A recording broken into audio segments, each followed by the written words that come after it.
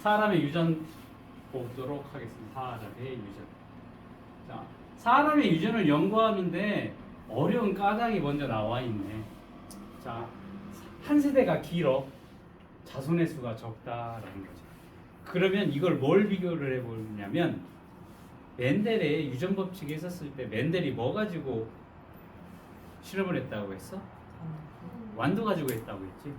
완두 같은 경우에는 세대가 굉장히 짧아. 며칠이면은 한 세대가 지나게 될 건데 사람 같은 경우에는 기본적으로 사람의 1세대, 한 세대를 얘기를 하면 보통 20년 얘기를 할 거예요.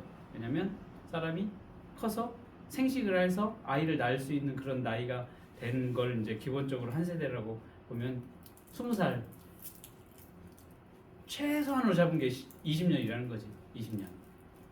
그래서 한 세대가 20년으로 굉장히 길고 자손수 많아봤자 지금 호경이네처럼 3명이어도 많다라고 얘기를 듣지. 그치? 그러니까 자손수가 적어. 많으면 셋이야 요즘. 특히 지금은 2명도 많다라고 얘기를 하지. 그렇다 보니까 여러 세대에 거쳐서 특정 형질을 관찰하기도 어려워. 세대가 길다 보니까. 그리고 개체수, 자손수가 너무 적다 보니까 통계 자료로 충분히 활용할 수 있는 만큼의 그런 데이터가 나오지가 않는다. 그래서 사람 유전 연구가 어렵고, 그 다음에 대리병질이 복잡해. 이게 뭐냐면 완두처럼 노란색, 초록색 그렇게 두 가지의 대리병질만 나타나야 되는데 사람의 눈을 한번 봅시다. 자, 서연이 눈과 호경이의 눈과 류민이의 눈, 셋이 다 똑같이 생겼다? 코로 하자. 코로 합시다. 눈이 어떻게 셋이 다 비슷하냐? 다 쌍꺼풀 있고. 자, 코로 하면 코가 어때? 다 다르게 생겼잖아. 그러니까 이렇게 대리병질이 굉장히 복잡해. 이렇게 딱 2개로 나눠진 건다. 3개로 나눠진 건 뭐 그렇지가 않다 보니까 이런 대리병질이 굉장히 복잡해. 그리고 사람의 경우 환경의 영향을 많이 받는다라고 보면 돼요. 환경에 따라서 형질이 다양하게 나타났고, 그 다음에 교배 실험이 불가능하다라는 거지. 교배 실험 어떻게 할 거야? 이건 반윤리적이 아니니? 그치? 그렇기 때문에 이러한 사항들 때문에 사람의 유전 연구가 어렵다라고 보면 될 거야. 그래서 사람의 유전 연구를 하는 방법, 다른 방법을 사용을 할 건데, 먼저 첫 번째가 가계도 조사. 가계도가 뭐니? 가계도가 뭐야? 엄마 아빠. 그렇지. 할머니 할아버지 결혼해서 누구 낳았어? 우리 아빠 낳았지. 외할머니 외할아버지 결혼해서 엄마 낳았지. 엄마 아빠 결혼해서 나, 동생, 언니, 오빠, 이렇게 어떤 특정 형질을 가진 집안에서 여러 세대에 걸쳐서 이 형질이 어떻게 유전되었는지 그 가계도를 조사를 하는 방법이다라고 보면 될 거야. 그렇다 보니까 특정 형질의 우열관계 혹은 유전자의 전달 경로, 가족 구성원의 유전자형을 알 수 있고 태어날 자손의 형질을 예측할 수가 있다는 거지. 그러면 이거야. 우리 선조 중에 특정한 유전자 질환을 가지고 있던 할머니가 있었어. 한 3대 위에 그런 할머니가 있어서 어떻게 보니까 쭉 가계도를 쭉 조사를 해보니까 누구에게 그런 특정 유전 형질을 가진 유전병이 나타나게 되더라라고 알 수가 있다라는 거예요. 그러면 나도 그런 유전적 인자를 가지고 있겠지. 그랬었을 때 내가 배우자를 만나서 결혼을 할 때 그 배우자의 가계도도 알아봐서 둘이 결혼하면 나오지. 내 자식이 어떠한 특정 유전병을 가질 확률이 몇 %인가 라는 것도 알 수가 있다라는 거예요. 뭐 그런 것들 이렇게 여러 세대에 걸친 그러한 형질들을 알아보는 방법이 가계도 조사가 되겠습니다.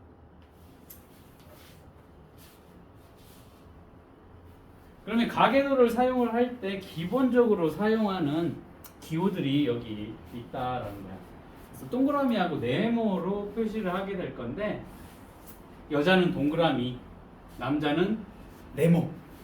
이거 잘 기억을 해도 이제 다 같이 이렇게 사용을 하자라고 하면 이게 잘 안 외워져. 동그라미가 남자인지 동그라미가 여자인지. 일단 동그라미는 둥그스름하니까 예쁘니까 여자라고 생각을 하고, 네모난 거 선생님처럼 턱이 각졌어, 우락부락해, 그러니까 남자, 그렇게 생각을 하면 될 거고, 동그라미는 여자, 네모는 남자. 그럼 여기 남자 여자 없이 그냥 가계도에 이렇게 네모 동그라미 이렇게 하면 어떻게 되겠어? 남자와 여자라는 거 알 수 있겠고, 그 다음에 이렇게 남자 여자가 있어서 이렇게 가로로 그어 놓으면 뭐가 되는 거야? 결혼 엄마 아빠가 되는 거겠지. 그리고 여기서 밑으로 내려왔어. 결혼해서 밑으로 나와서 이렇게 가지가 트였을 때 여긴 부모 세대, 자손 세대. 여기서 또 내려갈 거야. 이렇게 한대. 자손 얘에서 얘와 또 다른, 아니 여자 만나면 안 되지. 남자와 만나서 이렇게 해서 뭐 너 나오게 될 거지, 이런 식으로. 그러면 여긴 뭐가 돼서 할머니가 될 거고, 여기는 그 자식이 될 거고, 여기 손자가 되고, 1대 2대 3대 뭐 이런 식으로 이렇게 쭉 뻗어 나가면 될 거다라는 거죠. 그리고 보통 이제 색깔로 나타나게 될 때 색깔이 하나 다르게 나타나. 그러면 색깔이 다르다라고 표시를 하는 것은 서로 다른 대리명지를 얘기를 하게 된 거야. 대리명지. 이게 뭔지는 조금 이따가 더 자세하게 요 가게도 이용하는 방법 볼 거예요. 자, 그래서 간단하게 얘 보라색으로 나타내는 애들이 쌍꺼풀이다라고 하면, 이 빨간색으로 나타나는 분홍색은 외꺼풀이라고 생각을 하면 될 거예요. 그러니까 대리명지 얘기를 하는 거예요. 얘가 뒷볼이 부착형이면 여기는 다른 형태로 되겠다라는 거고, 보조개가 있다. 이번 얘는 보조개가 없다. 그렇게 보면 돼. 그런 식으로 기억을 해두면 될 거고, 이게 이제 가계도 조사를 할 때 사용하는 기본적인 기호가 될 거고, 그 다음에 사람의 유전 연구하는 방법이 또 쌍둥이를 연구하는 방법이 있겠다라는 거야. 그래서 쌍둥이 연구 같은 경우에는, 쌍둥이는 뭐니? 똑같이 생겼어. 일단 쌍둥이가 어떻게 만들어지는지를 보면 알 건데, 이 유전적인 요인과 그 다음에 환경적인 요인이 특정 형질에 미치는 영향을 알아볼 수가 있다라는 거야. 이 얘기가 뭐냐면, 예전에 잠깐 우리 수업을 하다가 얘기를 했었던 것 같은데, 쌍둥이가 만들어지는 과정이 두 개가 있어. 일란성 쌍둥이와 이란성 쌍둥이야. 일란은 뭐니? 알이 하나라는 거지. 이란은 알이 두 개야. 그 란이 계란할 때 그 란이야. 알이 하나냐 두 개냐, 그 얘기거든.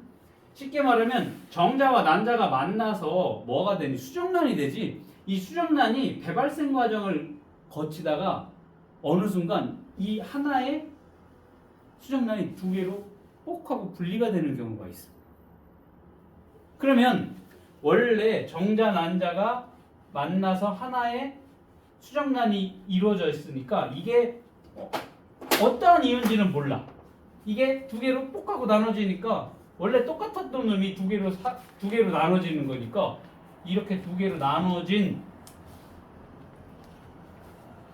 이 각각의 수정란은, 각각의 배아, 각각의 태아는 같은 유전자를 가지고 있겠지. 맞니? 그러니까 이 일란성 쌍둥이 같은 경우에는 생김새도 똑같고 성별도 같아. 남자 여자 똑같이 생겼지. 그에 반해서 이란성은, 잘 봐봐, 여기는 정자 난자 하나씩 만나서 만들어진 수정란인데, 여기는 하나의 난자와 정자, 그리고 또 하나의 난자와 정자가 만나서 각각 따로 수정란이 만들어져서 같은 자궁 내 착상을 해서 같이 자라는 거야. 그러다 보니까 얘는 유전적인 정보가 서로 다르지. 이란성은. 그렇기 때문에 이란성 쌍둥이 같은 경우는 생김새도 다를 수 있고, 심지어 성별도 다를 수 있어. 같을 수도 있고 성별이 같을 수도 있고 성별이 다를 수도 있다라는 거지. 얘는 항상 성별이 같아. 여기는 같을 수도 있고 다를 수도 있고. 얘는 생김새 똑같지? 얘는 전혀 딴판이 생길 수도 있지. 왜? 유전적인 조합이 다르니까. 그렇지? 얘는 쌍꺼풀이 있고 얘는 없을 수도 있고 얘는 보조개가 있고 얘는 보조개가 있을 수도 있고 다양하게 나타날 수 있어. 여기 이제 일란성 쌍둥이와 이란성 쌍둥이라고 보면 될 거야. 됐니?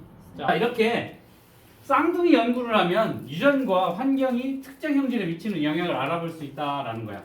자, 그러면 금방 얘기를 한 것처럼 이 일란성 쌍둥이라고 하는 애는 하나의 수정란이 중간에 발생 초기에 둘로 나뉘어서 각각 발생한다라는 거지. 하나의 수정란으로부터 두 개로 나눠졌어. 이유는 몰라.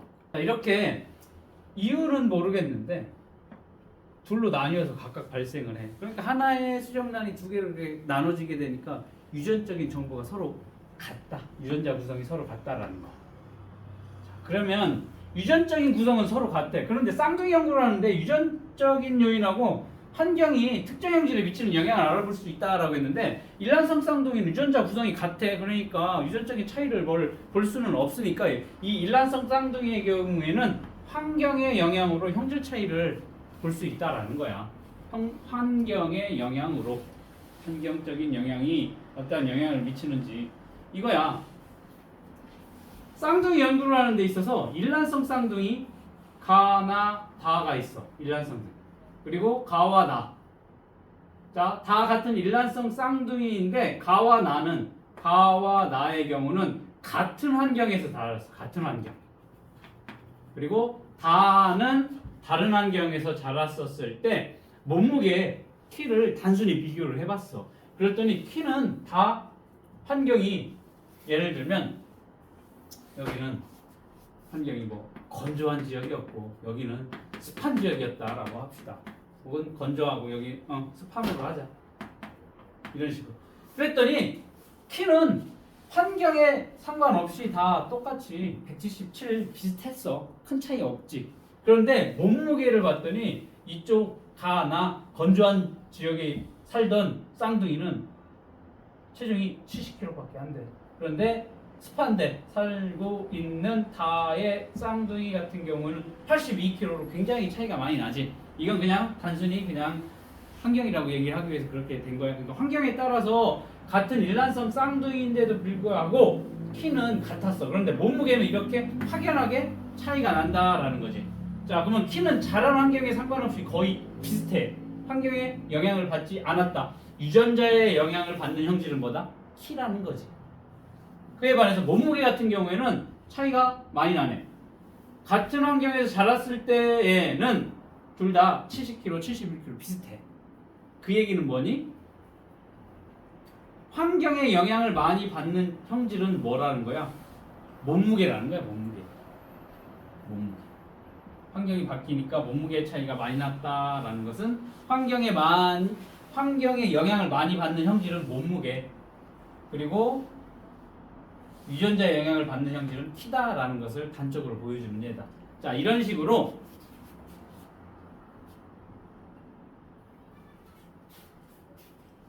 일란성 쌍둥이가 이러한 환경의 영향으로 형질 차이가 나타나게 되는 것. 이란성 쌍둥이 봅시다.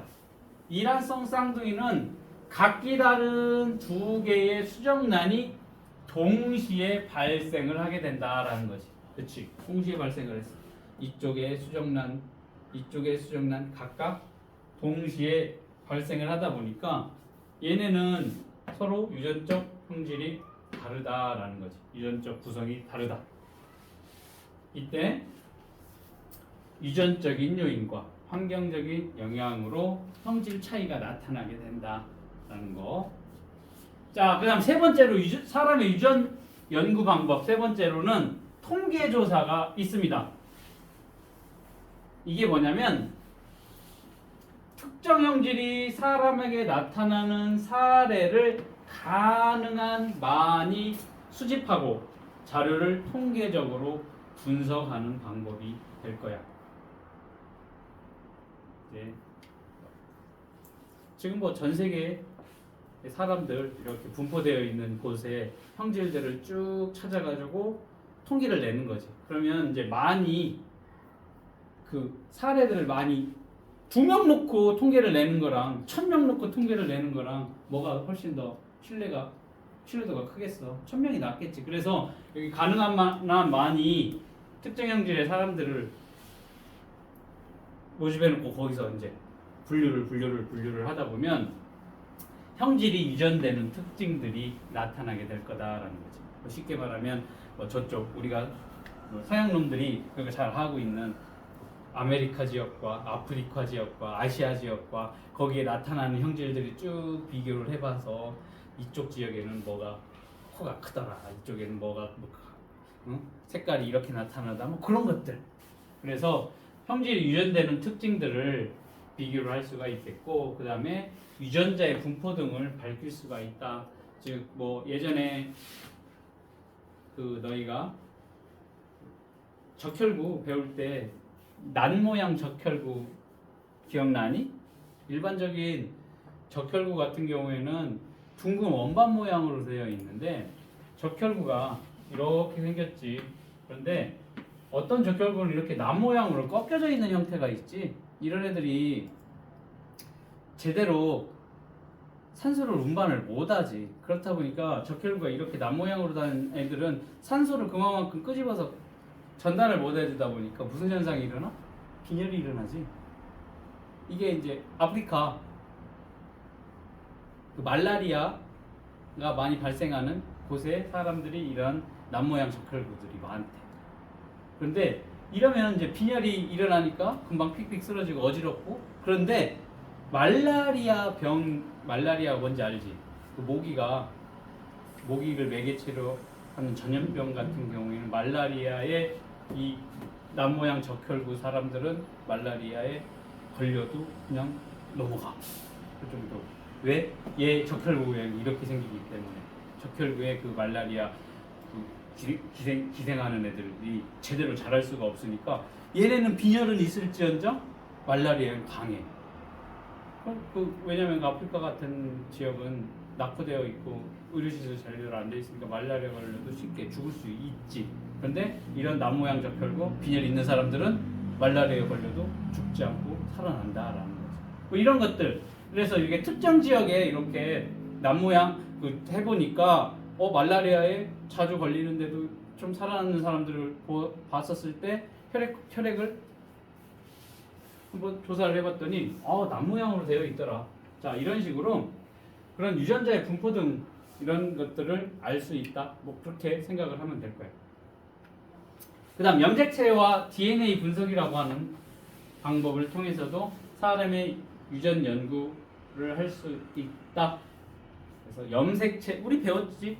염색체의 수와 모양을 분석해서 염색체 이상에 의한 유전병을 진단할 수 있다라는 거지. DNA를 분석하여 특정 형질에 관여하는 유전자를 알아낼 수 있다. 이건 이제 매번 이 부분 나오면 선생님이 설명을 하는 건데, 실제적으로 선생님 첫째 아이를 임신해서 이제 배가 어느 정도 한 12주 이상 됐었을 때 검사를 통해서 기본적으로 검사를 통해서 유전병이 있을 것 같다라고 얘기를 해서 이제 구체적으로 검사를 하기 위해서 양수를 뽑아가지고 세포 분열을 시켜놓고 중기에 딱 끝내버려. 중기에 넣고 우리가 알고 있는 그 염색체를 46개지 그거를 쭉 배열을 시켜. 큰 것으로 짝짝짝짝 해서 46개 해서 뭐 18번째, 21번째에 있는 염색체들을 비교를 해서 거기에 문제가 있는지를 봐서 예를 들면 무슨 다운 증후군이 있는지를 알 수 있어. 뱃속에 양수만 가지고서. 그런 식으로 뭐 굉장히 많은 증후군들, 염색체 이상 증후군들 배우게 될 건데, 이런 식으로 DNA, 즉 염색체 수나 모양 등을 연구를 하게 되면 이제 특정 형질에 관여하는 유전자를 알아낼 수 있는 방법이 있겠다. 요즘에 이제 이런 것들을 많이 하지. 뭐 가계도 조사도 하고 있겠지만 우리나라는 뭐 선생님이 그쪽 계통에 뭐 있지 않다 보니까 정확하게는 모르겠는데 가계도 조사도 하고 외국에서는 그런 걸 많이 한다고 하는데 요즘에는 뭐 이러한 염색체나 DNA 분석 기술이 점점 좋아지다 보니까 쉽게 이런 사람의 유전 연구를 할 수 있다 이렇게 보면 되겠습니다. 사람의 유전 연구가 어려운 까닭으로 대리병질이 복잡해? 네.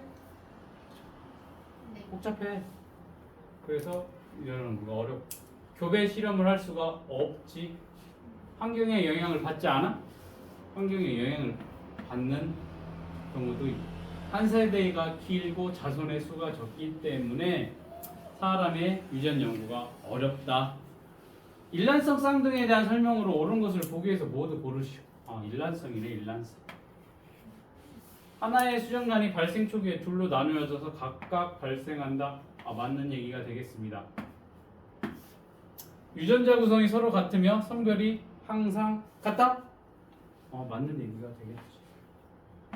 일란성이기 때문에 형질 차이는 유전과 환경의 영향으로 나타난다라고 했는데 유전자 구성이 서로 같다라고 했으니까 형질 차이는 얘랑은 상관이 없겠지. 같기 때문에 환경의 영향으로만 나타나게 된다. 그래서 기억, 니은이 되겠습니다. 자 이제